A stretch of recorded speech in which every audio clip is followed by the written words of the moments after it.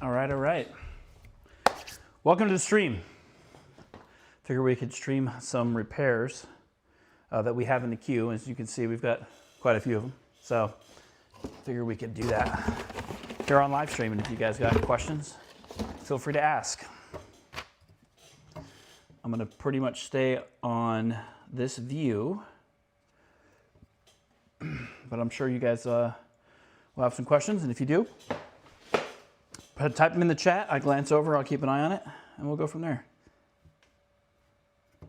All right, got a plus.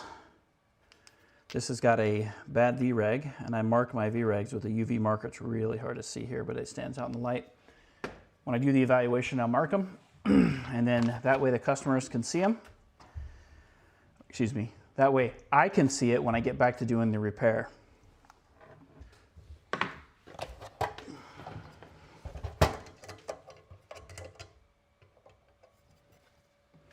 So I'm going to run my board preheater.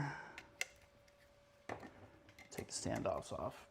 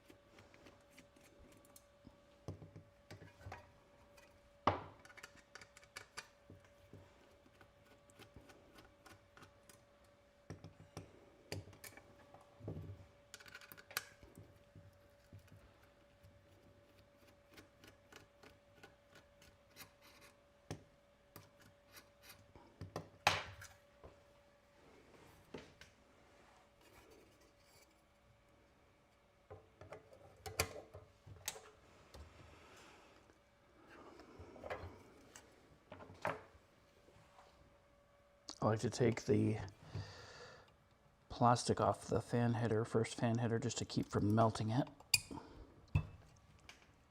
So I've gotten real good at removing those.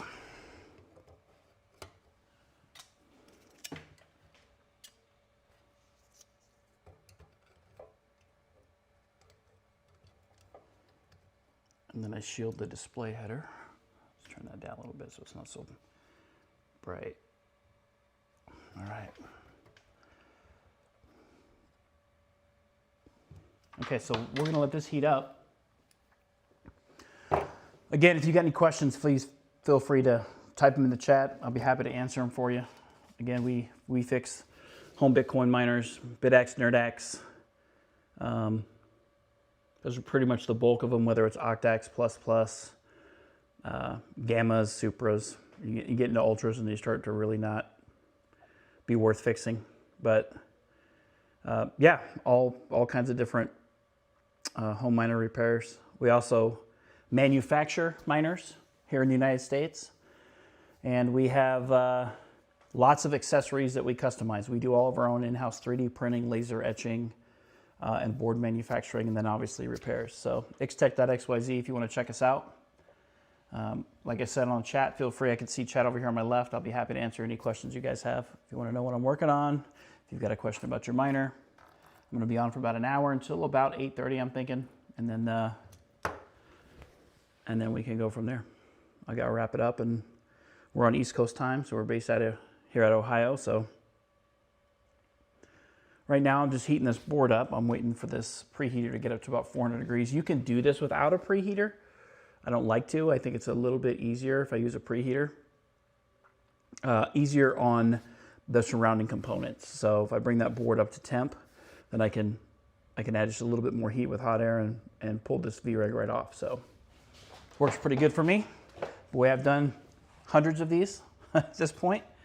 And again, as you can see behind me, I've got tons of them on the shelf that have all been evaluated and quoted to customers. And for the most part, I've heard back from almost all of them to approve repairs. So I figured I'd bring you guys along for the ride, answer any questions you have, go from there. So as I'm working through this, I'll talk to you. I'll keep an eye out for questions and answer what I can.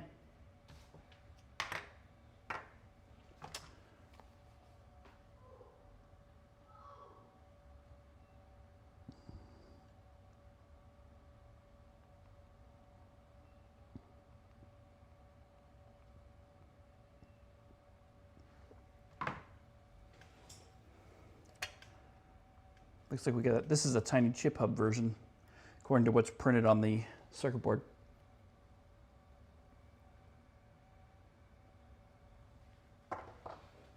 I'll get prepped with a VREG here.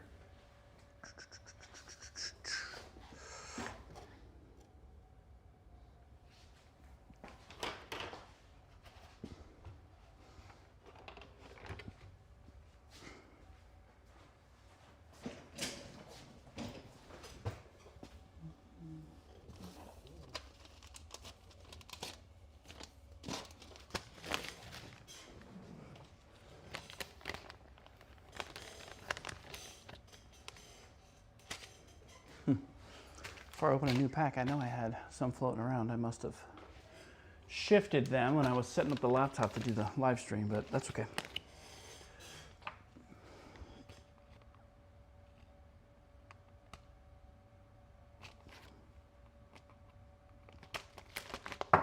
Like I've said in the past, we buy all of our VREGs either directly from TI, Texas Instruments, or through DigiKey.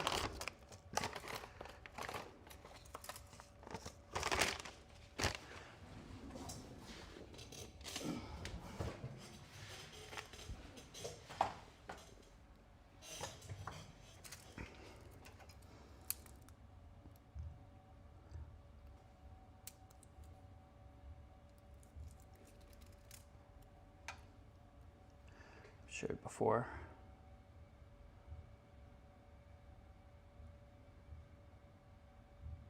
I find it interesting, the font differences. Again, I've talked about this before. Every single one I've ever replaced, installed, got from DigiKey, got directly from TI, the font is the size of the one that's in my tweezers. So I find it interesting that we're starting to see more of these that I don't know if they're counterfeit, I don't know if they're alternate sourced, but the last we had checked, TI was the only place you could get them. They're the only ones that manufactured them. So I don't know. I have no idea. Thought it was interesting. And I wanted to share that with you guys. 95472. Yep. All right. So our board heater's up to about 400 C. Yeah, it's nice and warm. So we'll go ahead and we're going to do, I use about 450 degrees C and about 47% airflow on the large nozzle. The large nozzle on my Atten hot air station. I find it works really good. And this is a pretty thick board, so this is going to take a little bit of time before these come off.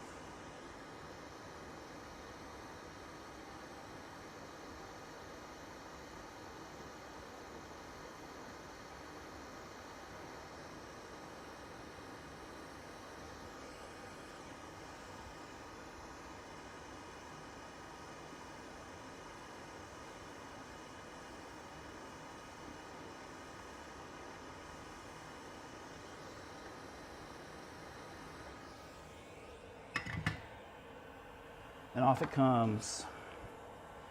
All right, I will follow up with a little bit of additional solder paste.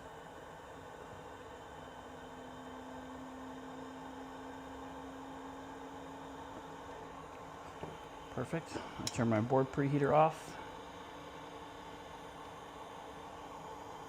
And I'll drop my new VREG chip on. Perfect. And I'll come right back in with some heat and we'll get that to seat down.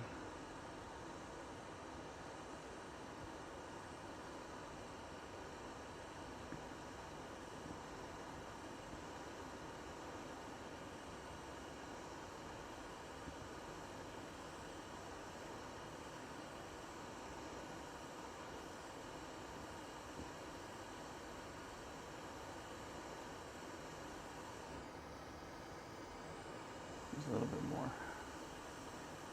Just want to make sure we got good contact. I'm not worried about bridging at this point. I'm going to clean all of that up.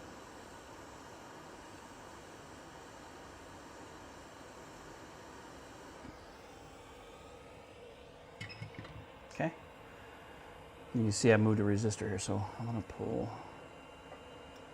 the shield off. We're going to get that fixed real quick.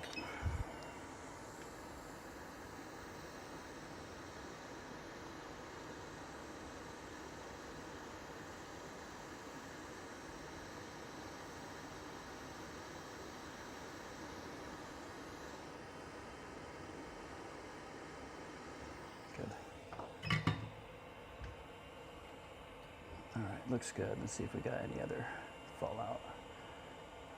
Oh, looks like our coil shifted just a little bit. Let's straighten that out.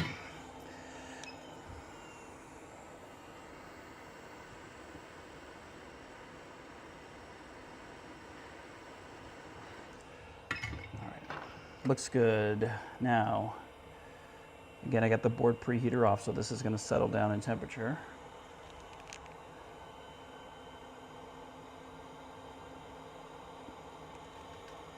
A little bit of flux.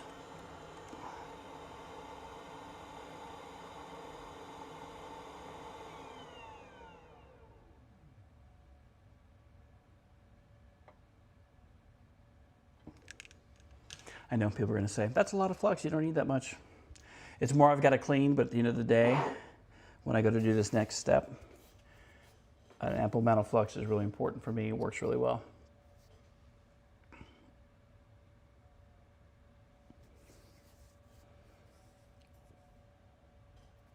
I'm just waiting for my soldering iron to heat up here.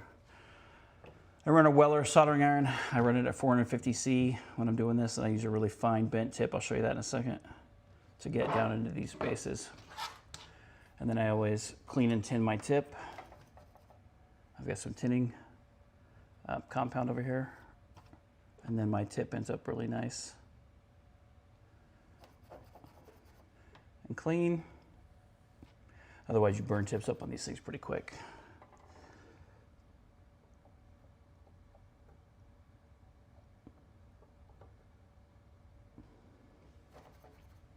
You see here, a little bit more flux.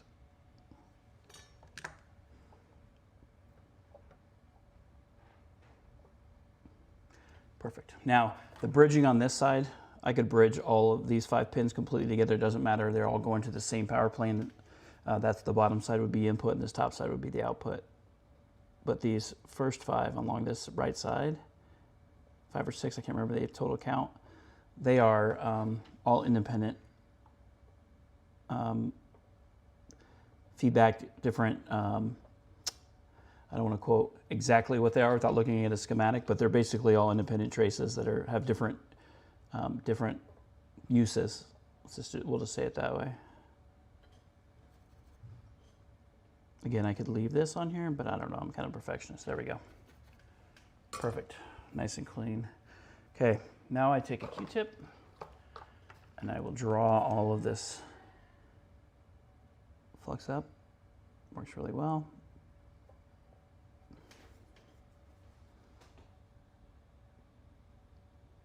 You'll see it actually sucking it in. Let me turn my soldering iron off.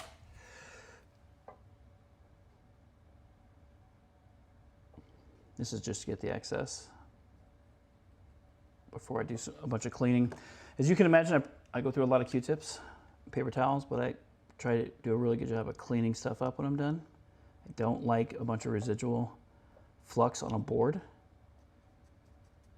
So I do my best to try and get as much of it out. I'm never gonna get it all, but by the time I'm done, it usually looks pretty good.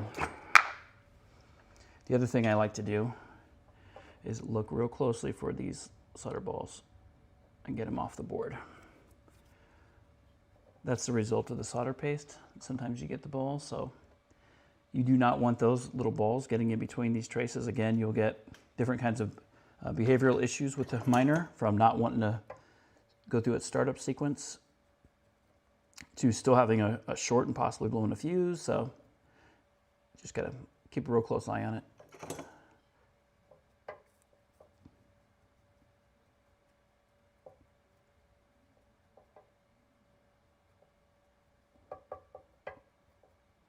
Okay, I'm gonna check the board real quick and just validate that our short is now gone.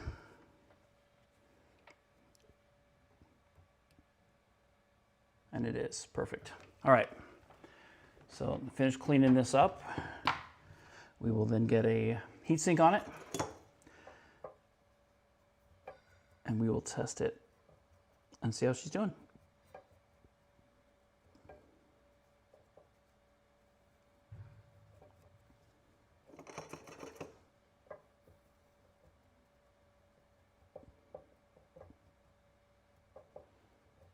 a lot of our customers ask me what they can do to try and prevent. It's amazing, this font size differences. Anyways, a lot of customers ask me what they can do to try and prevent VRig failures. I will tell you that there are several reasons that it occurs. The initial design of the voltage regulators with the CSDs, this circuit itself is originally designed by Texas Instruments for powering ASICs, so that it was actually purposely built, not for this project, but it was purposely built for powering a circuit like this for this usage. However, I will tell you that, there's a lot to these, and the snubbers, the output snubbers, things to that effect, ideally should be tuned to the board design itself. Unfortunately, we see a lot of various different board designs out there on these, and I can't tell you anybody's really got it perfect. But these, I've said before, the CSDs, voltage regulators, essentially MOSFETs, they I think they call them a next FET is the technical term. They're basically the other workhorses of these machines, right? You get the ASIC chips, and you've got these devices here that power the ASIC chips. So drop your questions in the chat if you're curious about anything. Yep, that's right. What's up, everybody? What is up? Anyways, the best thing you can do for these devices, and on all of these devices, and I'm going to tell you, we got a video coming about the Nexus S1 that you're going to see soon. They're still using the CSD design, okay, which is fine. They're actually still using the same CSDs. They're used 4 instead of 3. Best thing you can do is control heat. As a owner, as a company that manufactures these, heat is the enemy. The hotter they get, the more likely they are to fail. They're still going to fail. There's never going to be a perfect scenario with these. At least we haven't seen it yet. But the best thing you can do as an owner is to try and control heat as best as possible. And there's many ways to do that. We offer various different fan shroud options that you can add either a secondary fan, 12-volt fan, or you can go the Helix route and go to a 120 millimeter fan on these coolers that has a dedicated duct to channel air down in this area. There's a lot of options for you as an owner.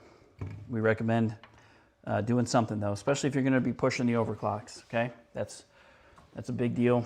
It just heat's an enemy on these for sure. I'm curious about the S1. Never pulled the trigger on them because wasn't sure how legit they were. But I hear they have a lot of heating issues. Yeah, they do. I'm going to tell you, I've got one running right here in the corner. It's probably hard to see with that camera angle. I do have one running right here. And we have it set at default in the VREGs. Even though they've broken into 4, I would expect the heat load to come down. The heat load is actually higher than I usually see on pluses, and that's kind of concerning to me. And I don't know if that's a result of the ultra-thin board that they've used. I say ultra-thin. I mean, it's thinner than this plus. And this is actually one of the thicker ones that I've seen coming out of the Chinese market. And that kind of surprised me to see a thinner board there. Again, when we built the QX, because that's our design in-house, we built that with the customer in mind and the overclocking and the controlling of heat. So that's got a really thick, dense, high copper board. I was really surprised to see the S1 didn't start learning some of those, various tricks. Some of that has to be cost, I would imagine, on their part. I don't know, but I'm a little surprised. The good news is that our Helix, or the Helix shroud, I shouldn't say it's ours, we didn't design it, but we are licensed to sell those from the original designer. The Helix shroud fits that, and that's great because that gives the customers options of ways to keep them cool. And you can check it out on our website. We've got lots of accessories for these miners. We've got the factory power supplies for the the 5.1 with the barrel jack. We do carry those in stock, and they're actually tuned. We work directly with the manufacturer for those, and had them tuned specifically for to control the voltage on the input side when they're under a load. Keep it as close to 12 volts as we could. We have a lot of different accessories. Check it out. Check out our website for sure. ixtech.xyz if you're interested. All right, I got this thing pretty clean. I'm going to go ahead and I'm going to put my test display. So if you send a miner into us for repair, I don't need your display. I technically don't need your stand or your heat sinks. And if you want to save yourself some shipping, don't send it with your heat sink on it. I will tell you though, however, that if you're unsure or you're concerned about trying to mount your heat sinks, I've had some customers reach out to me and say, hey, you know, can I send it with my heat sink? I don't trust myself putting it on. Yeah, 100%. You can do that. There's two things that you got to keep in mind. You make sure you package it really well because otherwise it'll get damaged on the inbound. You know, UPS, USPS, they kind of hate our customers and they don't really care about your product. And insurance is a thing, but it's a fun thing to deal with, as you can imagine. But kind of the way I mount heat sinks, I've shown this before, is I put the heat sink down face down, and then I lay the board over the top, line up my holes, and gently hold it. And then I run my screws in finger tight. There's no need to crank these down. It really takes just minimal. You know, you need a little pressure, but you don't need to reef these things down. Otherwise, you're going to flex these boards, especially some of these cheaper built devices where the board's really thin. You don't have a lot. It's not very rigid, so you start to squeeze those things down, and you're prone to crack or either crack the actual ASIC silicon, or you're going to break the solder joints. So you see, I'm just using my fingertips to tighten these up. That's all it takes, just a little bit. I check my screws. Protrusions through. I check the protrusion of the screws through the bracket, and I'm trying to find a nice equal length, as close to equal as I can. Now this one in the back's a little bit further on both of them, so I'm going to back that one out, the two in the back. I'm going to tighten these two on this front side. And the reason why that's important is because we have 4 ASICs. We're trying to get as flat as we possibly can to the surface. Now I'm going to check and see if this customer sent this to me with a blown fuse or not, which is fine. Nope, fuse is good, so I can plug it in and see how she runs. Let's do that. I don't need your power supplies if you send in a repair, unless you're suspect that your power supply is the issue. Okay.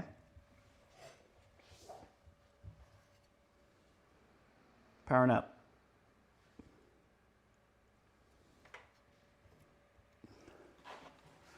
Save yourself the shipping. Actually had a customer send in an Octax. It's just sitting here on the bench on the shelf. I got to work on it. And they sent it in their full metal bracket, all the fans and everything. And the way they packed it, they didn't put any support in between. And it tacoed, it squeezed that bracket closed. So now I have to try and bend it back. Actually popped 3 of the screws out that retain the motherboard to the bracket. So it's unfortunate. I tell customers, look, if you can avoid it, don't send them to me like that. Send me just the board, just so that we don't get any shipping damage. Because unfortunately, there's not much I can do for you if that happens, other than, you know, talk to you and see what we can do to try and fix it. But okay, this device is running. Let's take a look and see how she's doing. Got it defaults. It is on its ramp. What I always do after I replace these, fire up the thermal camera. I didn't know you guys are going to be able to see this, I'm sorry. Lots of moving pieces to these lives. I can't exactly share all my inputs. What I'm looking at in the thermal camera is I'm checking that all 3 VREGs are warm. They're hot. They're about the same balanced temperature. I can't tell exact temperatures, but by color, because I want to make sure all 3 are carrying load, and in this case they are. So that's good. So a customer sent me a miner that did not work at all. Wouldn't power on when plugged into the main power. And now we're hashing at 4.8 terahash. You know, typical on these, right around between 4.8 and 4.9 in default settings. And that's great. We got another miner up and running, which is awesome. That is awesome. VREG temperatures are at 49 climbing, which is what I expect. it's been on for 2 minutes. So another thing we do, and what I tell my customers to think about, especially if you don't have a secondary fan, is we run these Thermalrights with the blades going up and down. And the reason we do that is we drive all that airflow that comes down from the fan. We want to drive it across the board and across the V-Regs. That's what we recommend. If you have a secondary fan or the Helix shroud we were talking about earlier, you can rotate this and do them side to side. That's how some of the manufacturers ship them that way. But it's wasted airflow if we don't have a fan here. Let's utilize that fan, that air that's coming off the heatsink to help keep our V-Regs cool. That's what we recommend. That's how we shipped all of our Plus Pluses when we built them originally. So yeah, this customer's board. Burning 86.3 watts is a little higher than we'd like to see, but you know, that ASIC chips, there's a lot of reasons why that can occur. Typically, it's usually the batch of ASIC chips that manufacturer got that day will burn a little bit more wattage. You know, we see fluctuations. You know, anywhere from the low 70s to the mid high 80s. It's pretty typical. What's important, though, after I do a repair is that we have our heat in check, and then our miner is actually mining. So, and she is. So 3 minutes. We'll go ahead and set this off to the side. I'm gonna let it run here a little bit longer on my bench, and I'm gonna grab the next one.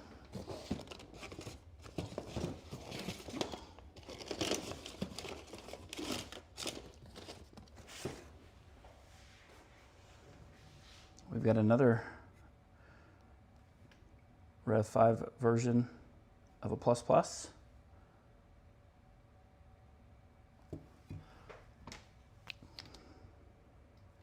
Same middle V-Reg blown on this one as the last one. So I'll start prepping to get this one swapped out for the customer and go from there. You guys got any other questions? I answered the question about the S1. I'm more than happy to answer any questions that you have.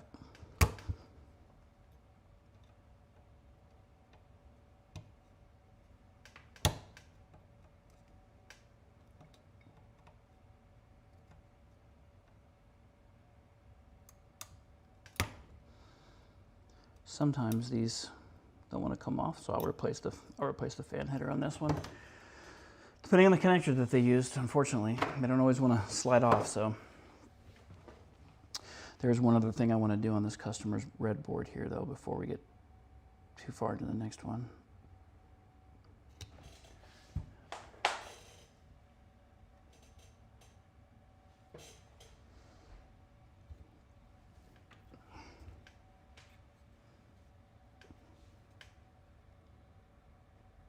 Yep.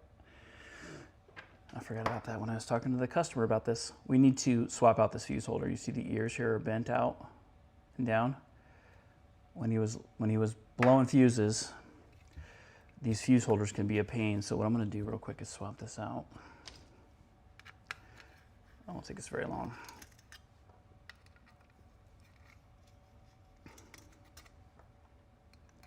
If those fuse ears get bent, you'll have either connection issues, power connection issues, where it will power up and then right when it goes to start hashing, because it goes through a startup sequence, it'll shut down and then it'll turn right back on again.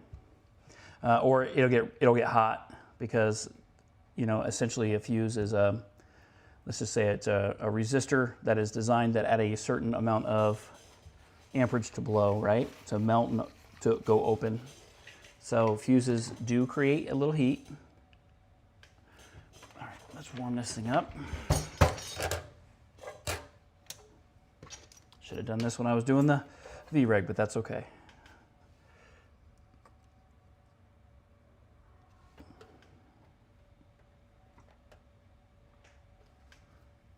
I'll pull the fuse out.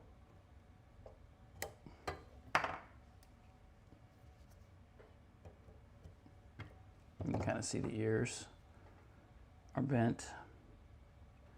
I'll show you what a good one should look like.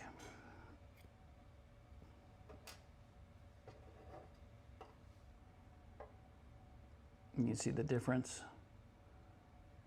on the way the ears lock down. So I can set this here. here versus here, how bent that is, how that one's tweaked. So we're going to change this out for him. Actually carry all brand new ones.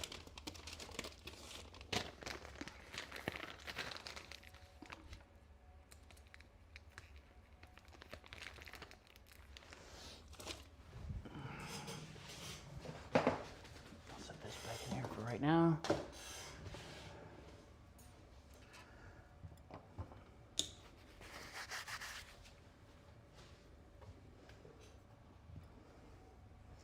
And I'll straighten out the D1 diode when I go to pull this off. I'll give him back his 10-amp fuse. Is there a different fuse holder, fuse combo that can be used in place of the ceramic fuse? Okay, good question. So with this board design, I would say no. The footprint that is on this PCB, I mean, outside of doing some kind of crazy modification like soldering wires to it and they're coming off the board, there's going to be nothing clean and nothing that I would trust reliably. This board was designed around the footprint for this fuse holder. Now, a lot of people will go from this standard 8-amp fuse, that's what comes in these originally. They'll go from the standard 8-amp fuse, they'll put a 10-amp in it if they're doing some overclocking. We kind of, that's really up to you. We don't install them. We don't, put 10-amp fuses in customers' boards. When we do replacements, I'll send him his 10-amp fuse with this 8-amp fuse that's in the holder, and he can put it in. Because the barrel jack actually is rated at 8 amps. So they put an 8-amp fuse on this when they originally designed this board design because of that. Again, totally fine as long as you're not really pushing the envelope, trying to push these things, because these ASICs will do it. You just control heat. We all know the game. We all know how it's played. So yeah, I've had some customers ask me that before, and I've also had a customer ask me to change a barrel jack out to an XT30, and I can't. There's just no way to do that. When I'm done with this, I'll walk you through why we can't do XT30 conversions on these board. I'll grab an XT30 connector here. Actually, I've got a barrel jack connector here too. I'll grab that.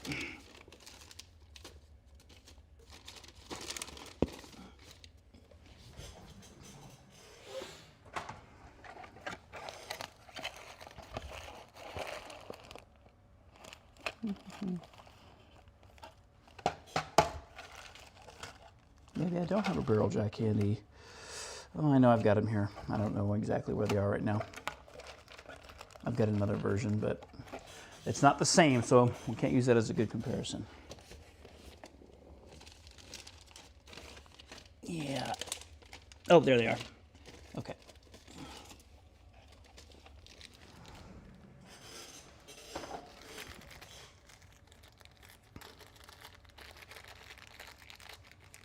While this is heating up, I guess I'll just move it over and I'll show you.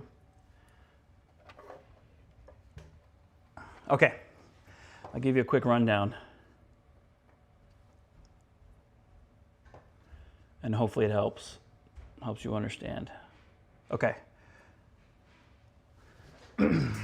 This is our standard barrel jack, and we see we've got our primary positive and negative, and then the two on the outside ears are also negative. All right, these are through hole, so they go through the board, and then the board is designed for this footprint, and these get soldered in to pass that. This is an XT30, positive, negative. Okay, board specifically designed for this. Now, you'll see here, most notably, positive and negative, right? Positive, negative. So these won't, I can't drill a board because of the layers, the way it's all laid out. When boards are designed, when PCBs are designed, they are designed specifically with the various layouts in mind to make that work. I've seen people solder wires to the board and run an XT30 pigtail. I wouldn't do it. I wouldn't trust it. I mean, it's going to be really hard to manage that, right? And then your solder points aren't designed to carry the amp load that you're trying to do. But again, I've seen some pretty crazy stuff happen. So when customers ask me, I tell them I can't. I mean, it's physically impossible for me to put this connector in these holes. It doesn't work. Unfortunately, that is not something that we can do. And Don't drill your board to think you can make that work, because you're going to go through all these different planes and you're going to cause a short internally on that board, and then it just can't be fixed. It'll be ruined at that point. I say it can't be fixed. We've all seen all the Facebook videos of people grinding stuff away. And hey, I've got a grinder too. But it's all about using it in the right circumstance. All right, our board's heated up. So I'm going to come in.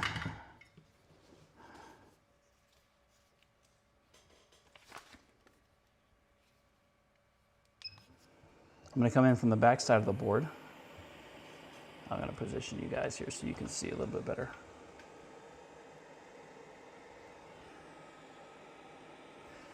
Board's nice and warm, and I'm going to come in from the underside of the board. I'm going to heat this from the underside.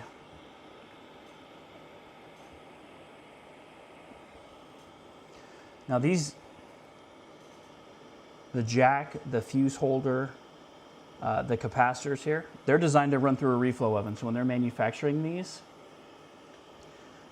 go through a reflow oven at specific temperatures for a specific amount of time.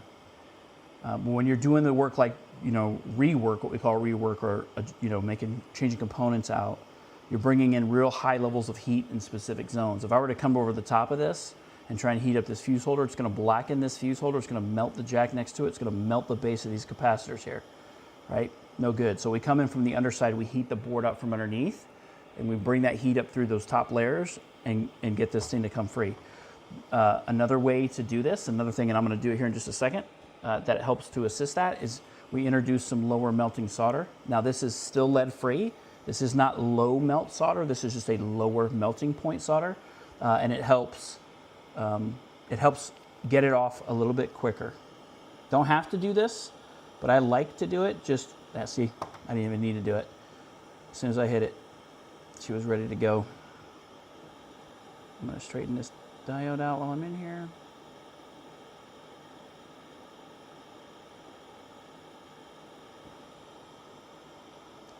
I'm going to bring a brand new fuse holder in.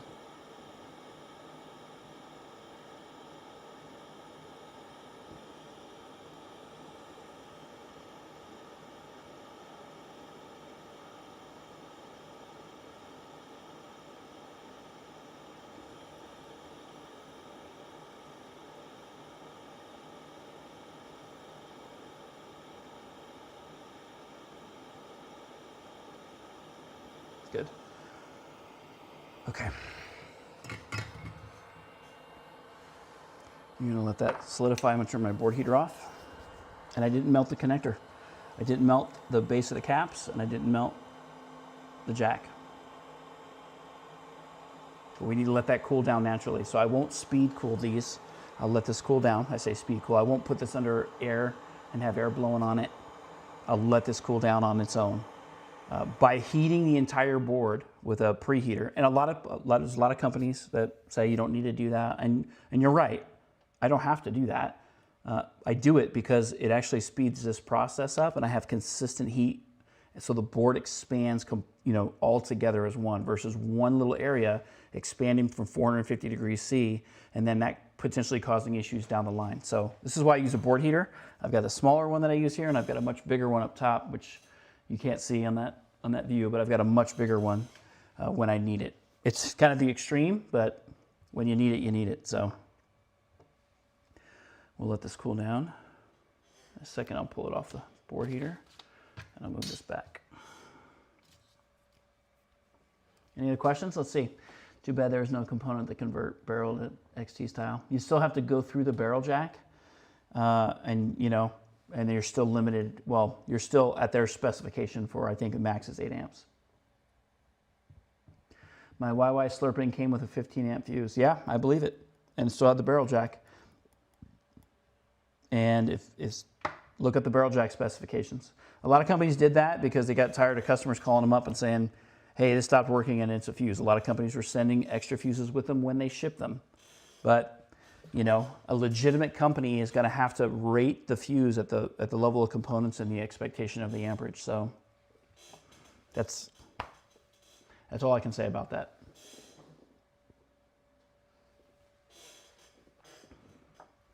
All right, this has come down in temperature pretty good, but I'm going to pull it off the board heater. I'm gonna run it on the silicon mat.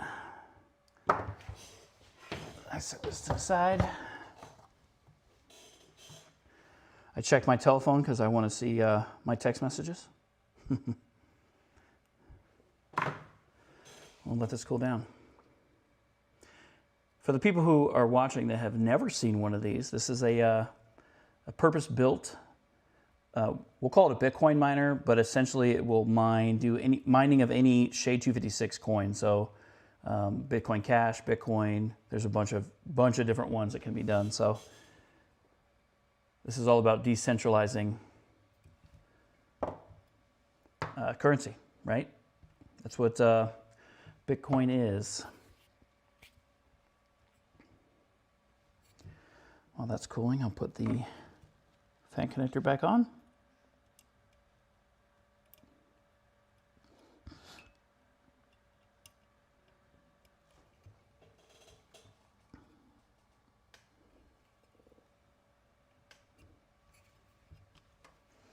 She's still warm. And that's how they should go back on. Nice and clean. I got a nice fuse holder. That looks really good. Let it cool down a little bit more. I'm going to slap the heatsink back on it, test it one more time. And then we'll get it boxed up. We'll get it prepped to be boxed and shipped to the customer. In your video you posted 7 hours ago, you mentioned you don't really want to work on multi-chips again like the Octax. Is that for ASIC replacement or all components? That is only for ASIC replacement. I wish I had a good example to tell why. Okay, so I said that specifically because when you start going down the path, here, let me clean this off and I'll explain it a little bit better.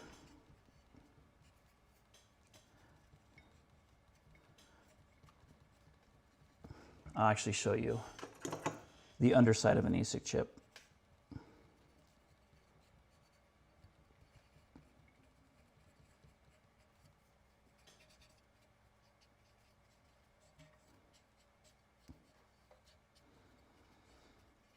Okay. Now let me grab an ASIC chip. It'll help you understand. Okay. That's probably the best view I can give you. All right, so these are BM1370 ASIC chips, right? This is not the latest generation, but the generation just before that. So if I have an ASIC chip that's either bad, cracked, or has a bad solder connection, and you can see how tiny these solder joints are, they do not even extend fully out to the side of the chip. See how the side of the chip is black? Okay, and now let me put that in perspective, why that's important. I'll grab a VREG chip here in a second. So the footprint of the package here, the way that this is laid out, okay, we do not have the pins completely protruding through the side, okay? So when you go to manufacture these, and we do them, we manufacture boards here in the United States, here in Ohio. When you go to manufacture these, we use a stencil and solder paste before you run it through a reflow oven, and your ASIC placement has got to be perfect. It's got to be really close to perfect. Not all chips will float exactly where they need to go, all right? You look at the size of the pad here. It's going to prioritize these pads versus these pads. The amount of solder paste that's got to be here is pretty precise. Because if this solder paste, the solder joint here is too thick, then the side pins, these little tiny side pins, could not have enough solder to make connectivity, all right? I said I was going to show you the side of a VREG. So here's a VREG chip, and you'll see here that you have, this is when I pulled off, you have the pins protruding through the side of the package, okay? So that means that when I place this down on the pad and I solder it, I can come along the side of that with my soldering iron like you guys saw me do on the VREG chip a minute ago, and I can ensure that I've got good contact, like see here. These are actually making contact with the side of the chip of those pins. So it ensures that I have good contact. Well, when you heat these boards up, let's say that this chip is cracked and I need to replace it, and I start heating this up. I've got on my board heater and I heat this up. What will happen, what can happen, and what often happens, unfortunately, is just the heat of that alone as this board starts to flex. And I mentioned in that video, we are seeing these boards coming varying different thicknesses. So a process or procedure that worked for one style board doesn't work for the next, the amount of temperature you're using, right? Because boards are flexing and moving at different rates. And because of that, I go to change this out, and all of a sudden I lose communication with this chip. Oh, hey, I changed this chip out, now I'm losing it with this chip. Because the way they work on all of these multi-chip miners, this is chip 1, U19 is chip 1, chip 2, chip 3, chip 4. The communication channels are these channels right here, okay? All the way through. So if you lose connectivity, let's say I lose connectivity here on the output of 19. I'll read 19 as one chip in my circuit, but then it'll tell me I have 1 out of 3 chips, or 1 out of 4 chips, excuse me. Let's say I lose the output of 25. I'll read 2 out of 4 chips, all right? That problem could be here. That problem could be here.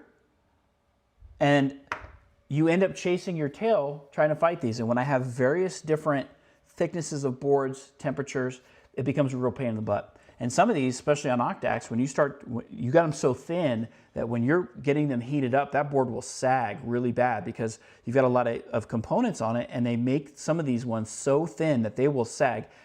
I am literally getting them into me where a customer just took the heat sinks off and I've got 4 or 5 cracked ASICs. There's a reason for that. And that reason is typically that board is so thin it can't even support the natural heat cycles that are occurring, or somebody putting a heat sink on just a little too tight and they crack at them. So we've been down this road. I still replace ASICs on single chips. I just replaced 2 ASICs on a Hex. I just did some work on a Octax that took me down that rabbit hole for 5 hours, and I was done with it. It's not worth your time as a customer, my time, your money, my time. It's very unfortunate. If they were all made to the thickness that they should be made, or that they were originally designed to, like Bitronix boards, truly from Bitronix, nice and thick, I swapped ASICs on those, no problem. You get into some of these other brands, I don't have one right in front of me. I mean, I got a lot of Octaxes in here, but I don't have one I can show you right away. You get to some of these other brands, those boards are so thin, there's way too much movement. So, you know, honestly, we are plenty busy. I'm sure there's people out there that will do it, that don't mind, that will charge a lot of money. Knock yourself out. But when it comes to these varying different multi-chips, we're very transparent with our customers and say, we don't do it. What about Bit Solo Player? I would say not my first choice. I'll leave it at that. Definitely. I would definitely leave it at that.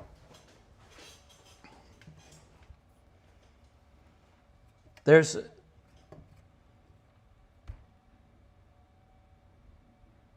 Bit Solo Player, I believe, manufactures or has their boards manufactured in China completely, top to bottom. Don't quote me on that because I'm not Bit Solo Player, but I've worked on a lot of their boards, and I would just say I'm not impressed. Is that fair? Okay. So that was the rundown on why we don't do ASICs on multi-chip boards. And if everything was consistent, if every manufacturer was following the original bill of material for that device, the original call out for thickness, if they were following all of that, then we could get that process set up, refined and working well. I would have no problem doing it. But until that, if that ever happens, we shy away from them. We don't do them. Okay, let's run a test on this one again.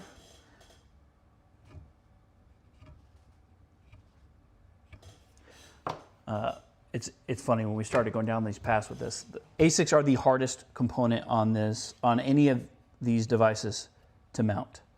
The hardest, whether it's single chip or multi-chip.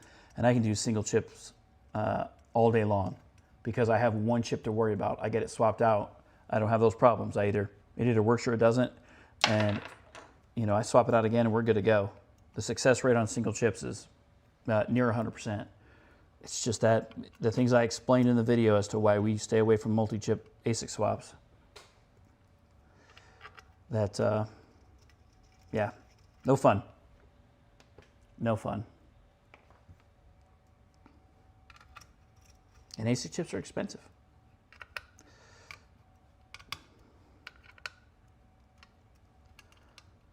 Again, as I said before, I'm just using my fingertips to tighten that up. That's all it takes. Put this back on.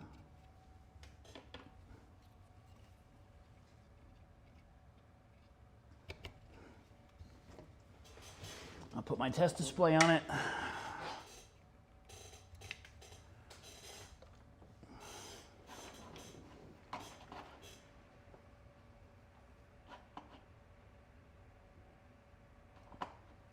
During startup, I've got 1.2 volts. That's what I want to see during startup. While it's going through its sequence, it's sending a small pulse to the VREGs. It's making sure that they're not shorted. Everything's good, at least on the gate side. And then we get right into our full load. So again, this is at 87 watts. My ASICs are at 47.9, VREGs at 33. And it's going through its normal ramp cycle, what I would expect to see. This one's looking good. I'm gonna make sure we hit our hash rate, which I'm pretty confident it's going to. Yep. It looks pretty good. You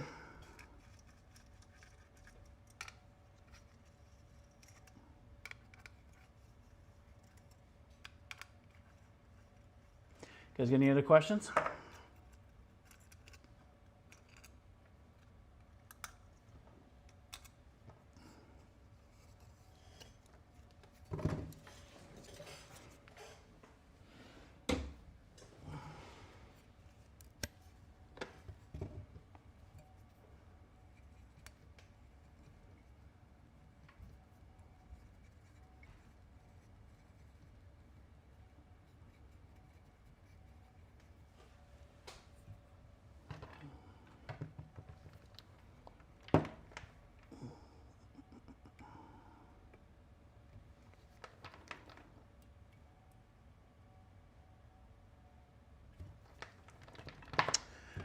It looks good.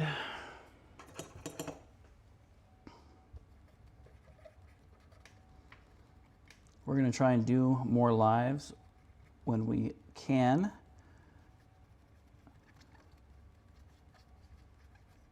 Again, if you need repairs, go to our website, iXtech.xyz. At the very top, it says repairs. Click on the link, fill out the form, pay your $25 bench fee, evaluation fee. Get it sent in to us, and we'll be happy to take a look at it for you and see if we can resolve your problem. In the meantime, this customer is good to go. They did leave their VREG heatsink on, so I'm going to remount that real quick before I put this in the box. Which brings another sore subject up for me, and these manufacturers that are gluing these down with silicon, a silicon style glue. I don't know what it is, but it sucks. Trying to get it off sucks. I have some techniques that work really well, and I can get them off pretty quickly with pretty much no damage to the board now, but yeah, not fun. Not fun for the customer. I'm sure at least one of you watching this has got one that's got a glued VREG heatsink on it. I will tell you this, if you send it to me for repair, leave it on. Leave it on. Would building a NerdX Gamma be a good starting point to learn the layout and component soldering, or is that too advanced of a starting point? Actually, it's perfect. A NerdX Gamma and a BitX Gamma are only different in the respect of component location and display. You don't have an ESP32 on a NerdX Gamma. They use the LilyGo display. So it's a great starting point. I always tell people either that or the BitX. They're great starting points. I will tell you, you can't do it with a soldering iron, okay? You're gonna need, these are small components. You're gonna need some level of reflow oven or hot air, okay? So let me give you that tip. You know, again, I've said this before, we build our own miners, and we had to learn like everybody else on all the techniques that worked to do it, to be successful. And I started with a little tiny desktop reflow oven. and which I bought like on Amazon. We now have a conveyor style professional reflow oven that we use in our shop. It's great. We've posted videos on before, or shorts that kind of show our process. But you got to start somewhere. You got to understand that you're not doing that. You're not doing that by hand. So, but to answer your question, yeah, NerdAxe Gamma is a great starting point. I would think it's a little bit easier than a BitAxe Gamma. Just because the ESP32 is kind of I would say it's a little challenging. It wouldn't be so bad, except it's got like a cluster of 6, I think it's 6 pads on the underside in the center, which can kind of be a pain. You got to get that board nice and warm. All right, who else on here? My Nerd QX++ Hydro has glued heat sinks. Yeah, it does. Yes, it does. You can get them off if you have to, but I would leave them alone. Unless you have a problem, leave them alone. The problem with the Hydro boards is there's no airflow over the front side of that board for those. So they have stuck heat sinks on there in an attempt to try and draw some of that heat out. I would recommend, highly recommend, that you add a 12-volt fan in some form or fashion to the front side. We have an adapter, it's relatively cheap, that you can mount to your board with a secondary 12-volt fan to keep those things cool. I would recommend it. I think I have, I don't know how many Hydros I have in here right now, 1 or 2 from customers, but control that heat much as possible. We tested, believe it or not, when we were building our original Plus Plus, which is what you see over here on the stand. I don't have it powered up right now intentionally. When we were building that, we actually tested Hydros. We looked at that really closely with the small radiators, and we immediately saw the issue with the VREG temperatures and had ways to control that. So we opted not to take that approach right away. I think it's cool, but we opted not to do that. So what I am using here, just for you guys who are curious what I'm doing, I told you I was remounting the customer's VREG heatsink on it for him. I'm using a specialized thermal transfer double-sided tape. This is specialized for this. It is specifically designed for thermal transfer and to do this stuff. So I clean his, let's see, you guys can probably see, wait, where's my microscope at? I think right here. So let me change this screen because this one's not delayed. All right. So I mounted that thermal transfer tape. I cleaned this whole surface up, and this is a special thermal transfer tape, double-sided. Anyways, we looked closely at the Hydros and opted not to go down that path until we had a better method to cool the VREGs in that scenario. And then by that time, we were deep in the midst of building our QX, which is an animal. We love it. Works great. Pulling this double-sided tape off real quick.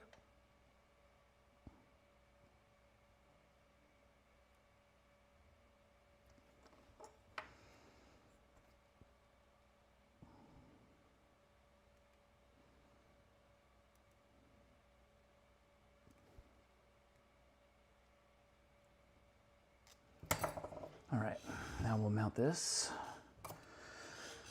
straight for the customer. Let's see, I got another question on here. I have a fan pointed at them. Good. They were way too hot without the fan. Yeah, that's right. That's right. Yeah, you got to control that heat. I'm telling you, and you do have a few options. With us, we have the one that we just put a link in the chat for. Check it out. It's pretty cool. It's like I said, we do all of our own design work in-house and our own printing in-house. So specifically like that one that you see when you click that link, that's completely designed by us. We do have a whole section on free prints for adapters for things like various different coolers for BitAxes. Not everything that we print and engineer is free, that's for sure. But there is definitely a section on there that we contribute back to the mining community and try and help as much as we can. You just pay shipping, which I think is fair for everybody. All right. Square that up a little bit. Perfect. My customer's miner is good to go. They did not provide a display. So they'll get notified and get shipped out to them. All right, it is 8:33 Eastern time. I am going to wrap this up, but you guys got any other questions for me, please feel free to ask. We'll do another live here, and probably in a couple days. Keep an eye on our Twitter. You can find us on X, Twitter, whatever you want to call it. We'll post a link in the chat here for our Twitter. I'm sure my guy will post that in here in just a second. But follow us on there. We'll give notifications on when we'll go live again, and you'll be able to see when we post our newest videos. And happy to answer questions for you guys when we're doing these lives. But obviously pretty busy, so reach out via email if you want to get a repair done. Fill out the form, pay your $25, send it in, and we'll talk more about how to send it in. The do's and don'ts of sending your miner in. We talked a little bit about that in the beginning of the stream. Can't wait for the new miner reveal. I would say we've got something in the works. I'll leave it at that. We're always trying to think forward, that's for sure. So, all right, guys. Well, appreciate your time. We'll see you on the next stream. Keep an eye out for the next videos. There's a couple more coming. They're in the queue. Follow us on Twitter, X, whatever it's called these days. I do this part. My other business partners handle the rest of it. So, appreciate it, guys.